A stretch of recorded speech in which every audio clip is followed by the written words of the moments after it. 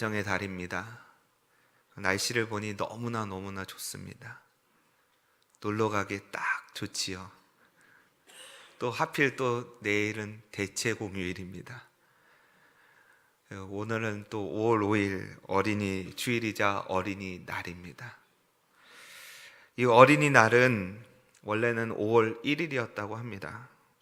소파 방정환 선생은 이날을 어린이날로 정하고 선포하고 어린이를 인격적으로 대우하고 또 아동 노동을 금지할 것을 요구했습니다. 어린이라는 말은 방정환 선생이 1921년에 처음 사용하였습니다. 그 전에는 아이들을 낮춰 부르면서 애놈 그랬다고 합니다. 애놈. 어린이날은 1927년에 5월 첫째 월요일로, 그리고 1946년 광복 후 1년 후에는 5월 5일로 그렇게 지키게 되었다고 합니다. 역사적으로 어린이는 늘 소외 계층이었고 취약 계층이었습니다. 성경에도 보면 사람 인구수를 셀 때 어린이를 제외했습니다. 여자와 어린이는 제외되었습니다.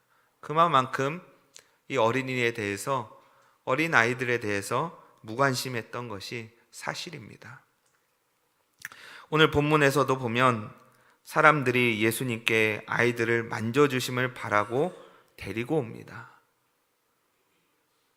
그런데 제자들이 그 길을 가로막습니다. 제자들이 오히려 환영해주고 반겨주고 그리고 예수님께로 인도해야 되는데 예수님께로 오는 그 아이들 또 그 부모들을 막으면서 꾸짖습니다. 그 모습을 본 예수님이 오늘 본문에 보니까 노하셨다. 그 온유하신 분이, 그 사랑 많으신 분이 화를 내신 것입니다. 이 화를 냈다라는 이 표현이 이 마가복음에서만 나옵니다. 예수님이 그만큼 그 감정을 숨기지 아니하시고 마태복음에도 같은 본문에서도 쓰이지 않는 이 노하셨다라는 단어를 쓴 것입니다. 천국을 바라보고 오는 자들을 막으니 예수님은 너무나 답답하고 화가 나셨던 것입니다. 마태복음 18장 6절에 이렇게 말씀하시죠. 누구든지 나를 믿는 이 작은 자 중 하나를 실족하게 하면 차라리 연자맷돌이 그 목에 달려서 깊은 바다에 빠뜨려지는 것이 나으니라. 성령을 회방하는 죄는 사함을 받지 못합니다. 성령님은 우리를 예수님께로 인도합니다. 여러분, 이 시간 예배 시간 나온 것이 성령의 인도하심 따라 나오신 줄로 믿으시길 바랍니다.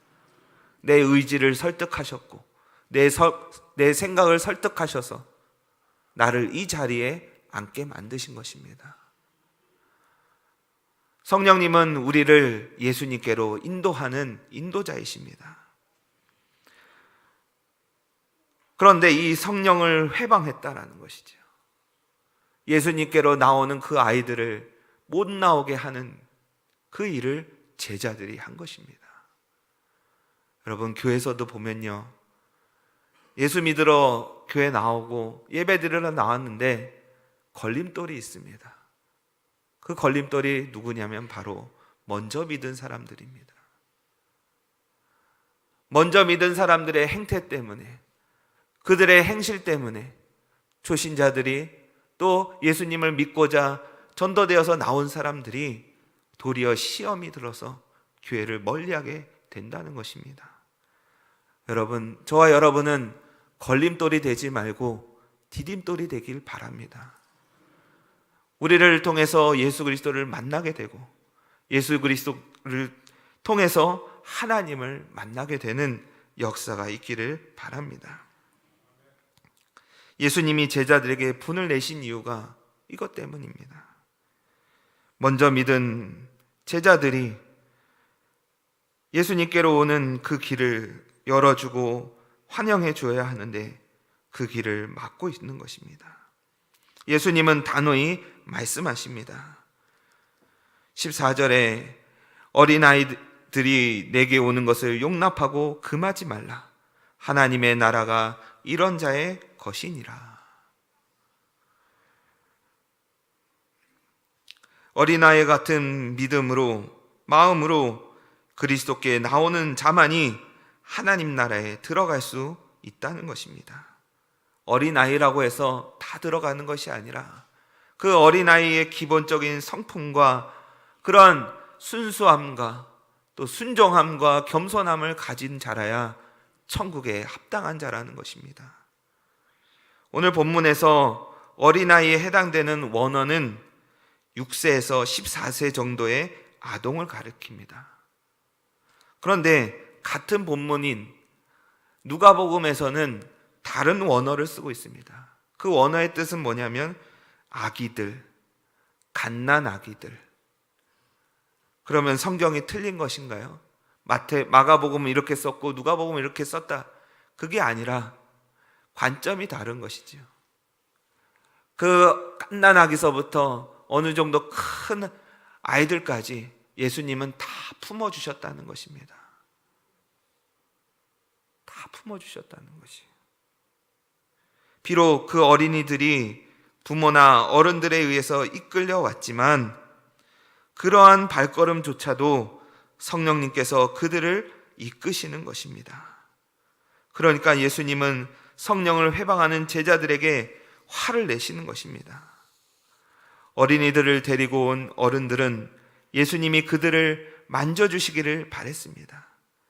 여기서 만져주신다는 것은 단순히 스킨십이 아니라 마태복음에서는 이렇게 말합니다. 안수해 주심을 바라고 나왔다. 안수해 주심을 바라고 나왔다. 그러기에 단순히 쓰다듬는 정도가 아니라 특별한 의미를 지닌 만짐을 의미합니다.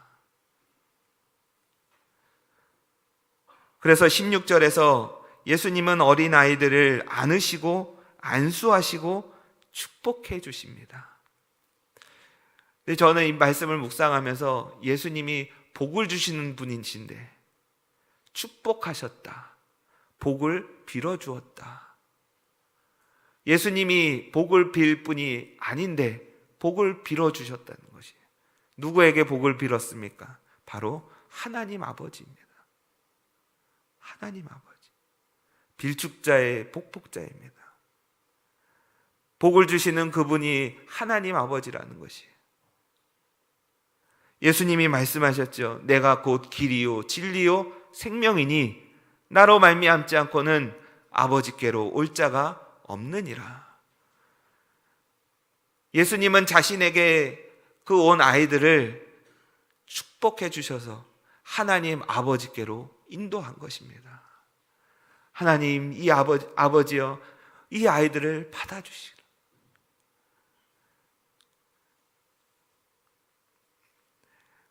예수님은 자신에게 머물게 하신 것이 아니라 하늘 아버지에게 그들을 이끄시는 모습을 보게 되는 것입니다. 그러니까 예수님이 화내시는 것입니다.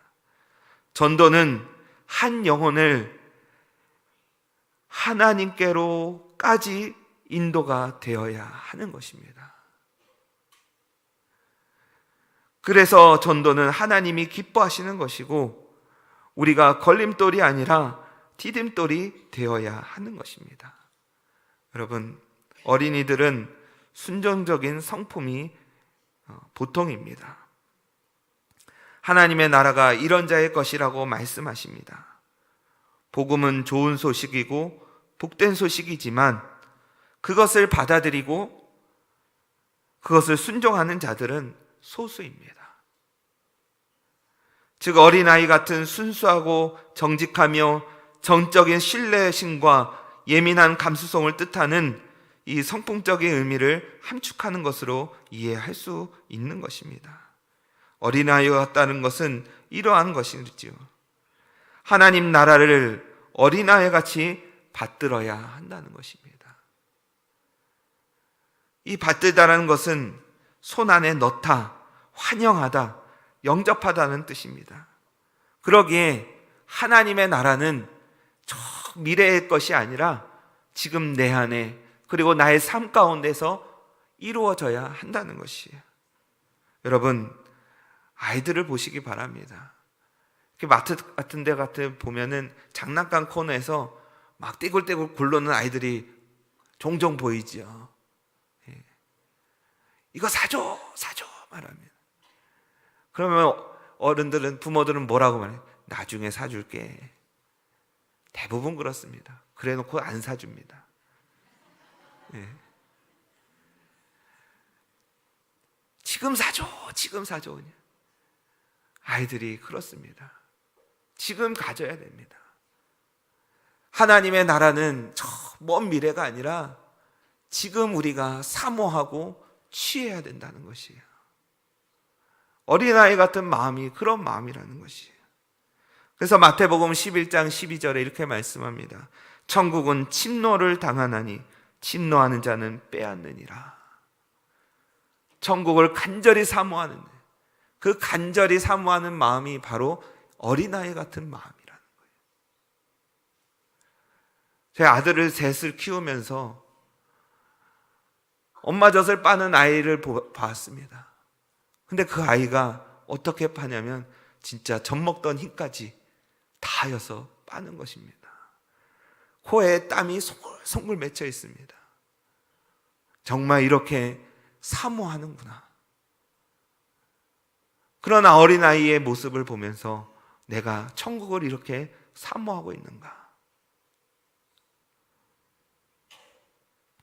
예수님 당시에 어린아이들은 율법적으로 무지하고 힘없는 소외된 계층이라고 볼 수 있습니다.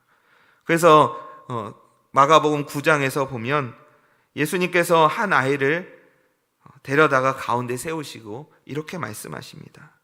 누구든지 내 이름으로 이런 아이 하나를 영접하면 곧 나를 영접함이요, 누구든지 나를 영접하면 나를 영접함이 아니요 나를 보내신 이를 영접함이니라. 이 보잘것없고 연약한 이 아이를 나처럼 영접하면, 예수님처럼 영접하면 나를 영접한 거라 같다고 그렇게 말씀해 주고 있는 것입니다. 예수님의 이 같은 선언은 남녀노소 빈부 귀천을 가릴 것이 없이 무차별적으로 모든 이에게 하나님의 나라와 예수 그리스도를 개방하고 계신다는 의미입니다. 하나님의 나라를 소유하려면요, 겸손하고 무조건적으로 자신을 포기하고 복음신 예수 그리스도께로 나와야 한다는 것입니다.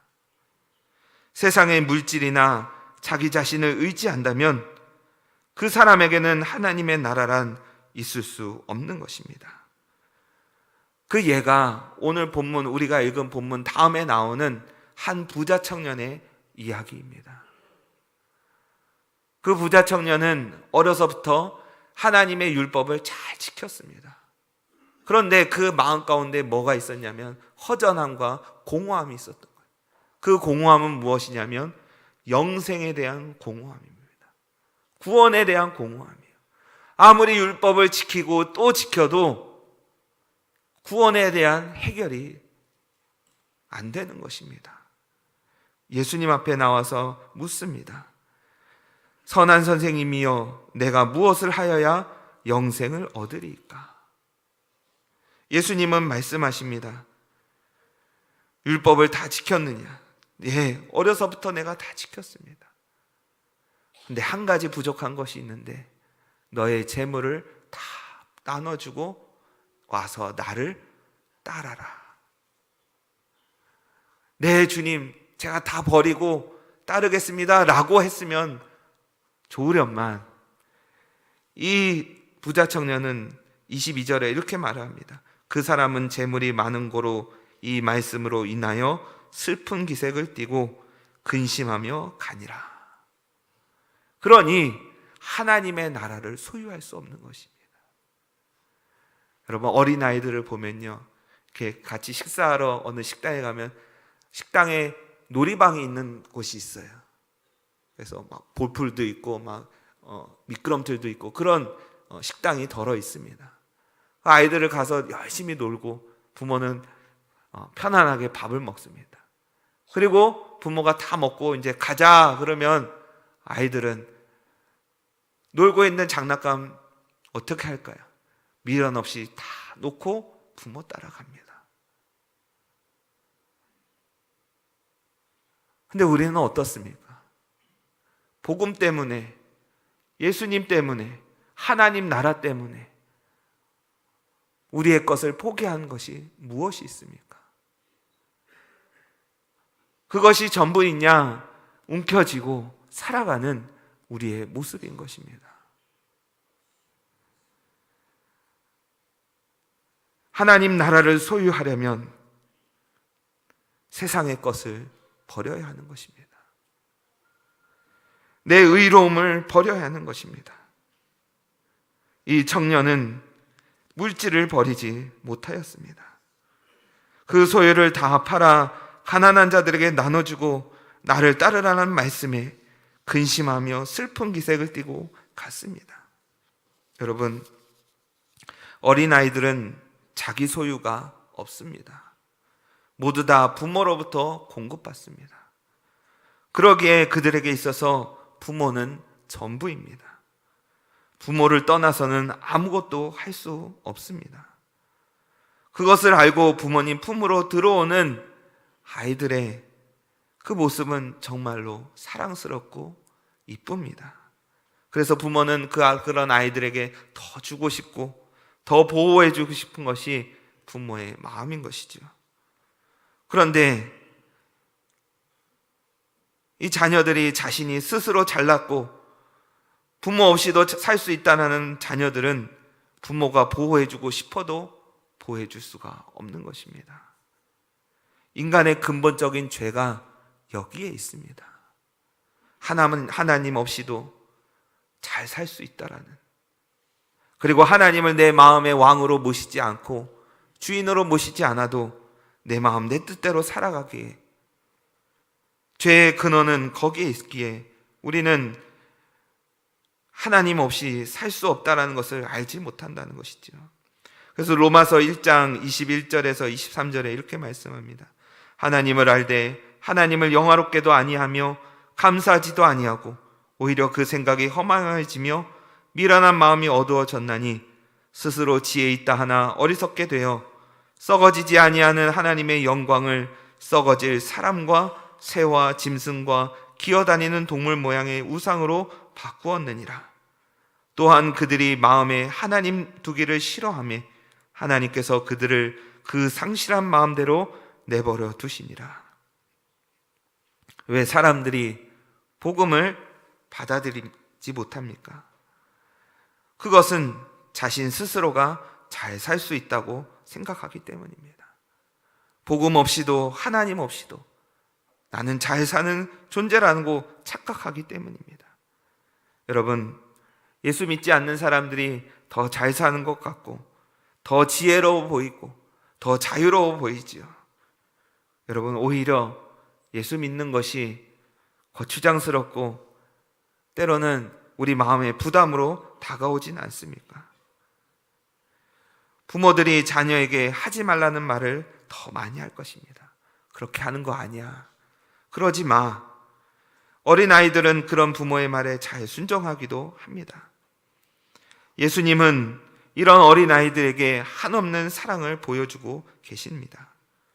어른들의 방해로 예수님께 가기가 쉽지 않았지만 포기하지 않고 예수님 품 안으로 들어갑니다. 그런 아이들을 예수님은 안으시고 축복해 주십니다. 하나님께서 사랑하시는 성도 여러분, 이런 어린아이 같은 마음을 소유하시길 바랍니다. 어린이 주일은 어린이를 위한 날이기도 하지만 하나님께서는 모든 이들이 어린아이의 마음으로 주께 나오고 주님을 찾고 바라신다는 것입니다. 그러길 바라신다는 거예요. 그래서 우리 마음이 굳은 마음이 아니라 부드러운 마음이 되어야 된다. 이 부드러운 마음은 뭐냐면은 어린아이의 속살과 같은 마음인 거예요. 부들부들한 마음. 그래서 복음을 받아들이고 예수 그리스도를 받아들이고 하나님을 받아들이는, 하나님 나라를 받아들이는, 그래서 하나님의 나라를 경험하고 그 가운데서 살아가기를 하나님은 원하신다는 것입니다. 그러할 때 저와 여러분에게는 한없이 복을 주시고 그 복 가운데 살아가는 것인 사실을 잊지 마시기 바랍니다. 예수 그리스도를 갈망하십시오. 예수 그리스도를 찾으십시오. 어린아이가 그 부모를 찾듯이, 애타게 찾듯이 하나님을 찾고 또 찾으십시오. 그러한 자들에게 말씀하십니다. 나를 사랑하는 자들이 나의 사랑을 입으며 나를 간절히 찾는 자가 나를 만날 것이니라. 기도하겠습니다. 하나님 아버지, 은혜와 사랑을 감사함을 드립니다. 어린아이와 같은 마음을 허락하여 주옵소서. 주님 없이는 안 되는 그런 어린아이 같은 마음들이 우리 마음에 가득 넘치기 원합니다.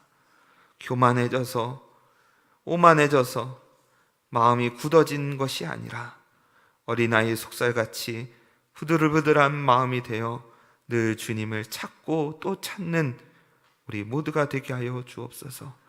그래서 그 안에서 평안함을 얻고 만족함을 얻고 주님으로 인해 기쁨을 얻는 우리 모두가 되게 하여 주옵소서. 우리 구주 예수 그리스도의 이름으로 기도합니다. 아멘.